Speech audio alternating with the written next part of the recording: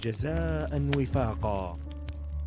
4 days after the terror attack in Brussels, ISIS released a video celebrating the bombings that took the lives of at least 31 people. The video shows multiple angles of the attack and graphic images of people injured.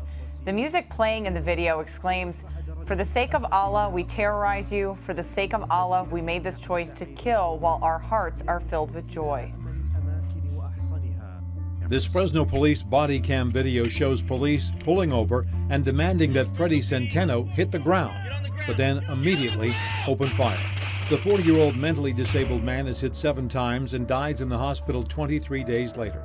Attorney Humberto Guizar is representing Centeno's family in a lawsuit against the city of Fresno and the 2 police officers. This is a bad shooting.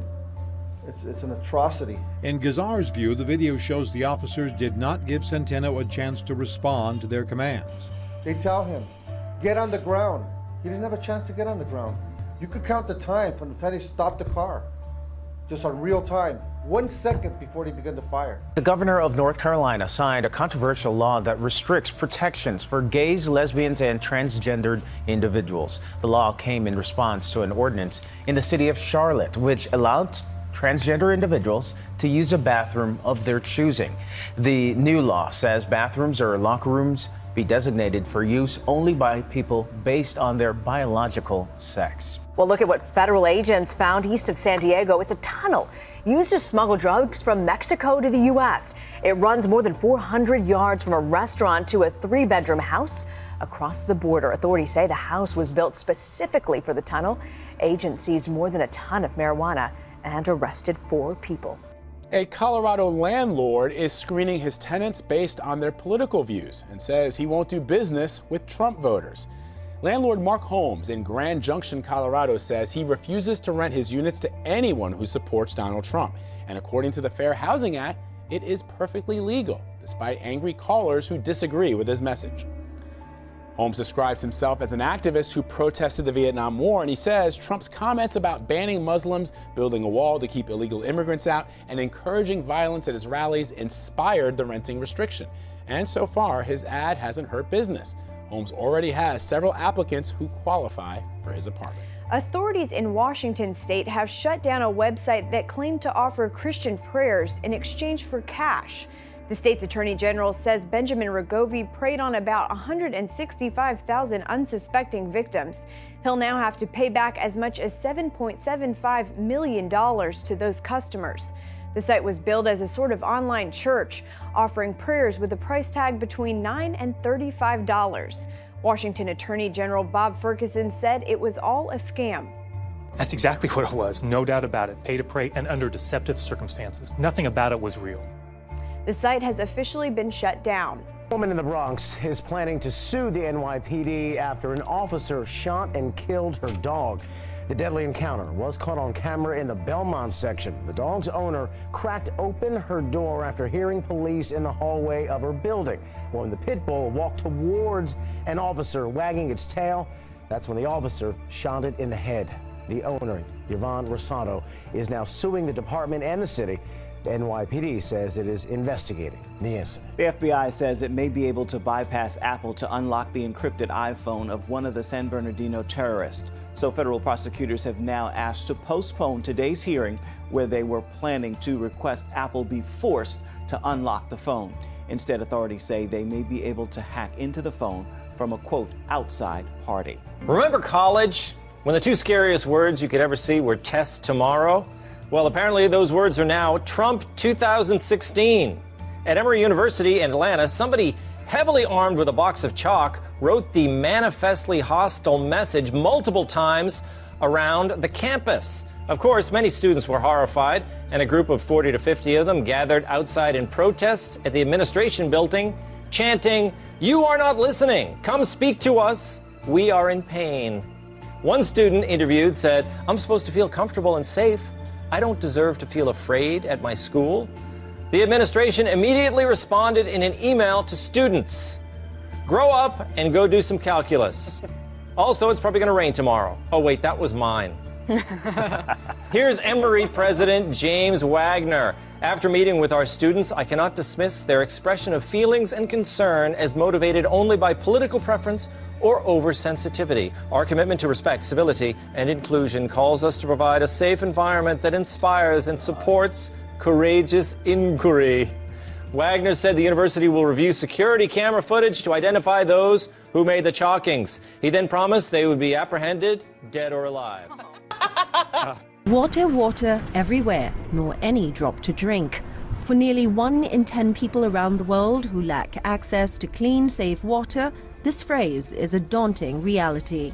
The most important issue from 2015 forward is providing safe drinking water. According to the United Nations Water Agency, UN Water, nearly 663 million people lacked access to clean drinking water last year. Nearly 2.5 billion people do not have access to a toilet, and some 1,000 children under the age of 5 die every day from water and sanitation-related diseases, which is why the UN has set ambitious new goals. So in the past, we were looking at just whether people sort of had access to water or if they were going to the river to drink it. Now we're looking at really making sure we measure the quality of the water so that people not only have to have that water closer to home, so they're not spending hours to walk for it, but it also is of good quality. It's not going to make them sick. But the problem goes beyond water access. It's also about how water is managed. That extremely ridiculous notion of taking a little bit of human excreta, taking a lot of water, and using water as a carrier for sewage is a totally, in my mind, an environmentally foolish idea that has come from the rich north. Countries like us will have to reinvent that entire cycle. I'm aware that water quality and enough water to drink and keep clean with at home is a key issue. But that's not a volume problem, it's a management problem. If you have enough to invest and enough engineers, we can solve that problem. Take, for example, the water in this bottle and the water here behind me in this fountain at New York City's Bryant Park. How much of this precious resource is needed and how much is wasted?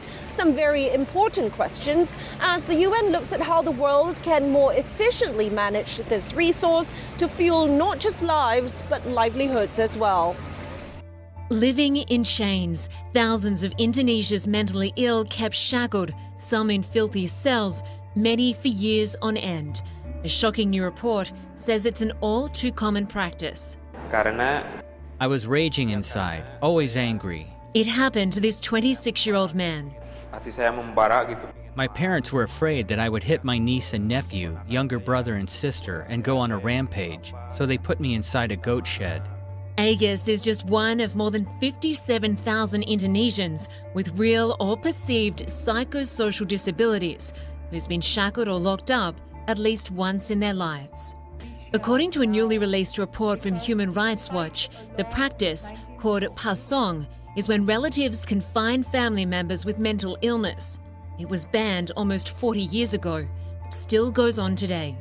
They said it was like living in hell, to be shackled, to be locked up in an institution. You cannot even imagine what it is like to see someone who is urinating, defecating, eating, sleeping in that same space for years at a time. There are long-held superstitions against mental illness in Indonesia. Many there believe people with mental disabilities are possessed by the devil or evil spirits. The view is that they are less than human. They not capable to make their own decision. They have no hope. Indonesia's government has taken steps in recent years to improve its mental health services, but the report claims the country is in desperate need of more hospitals and mental health care professionals.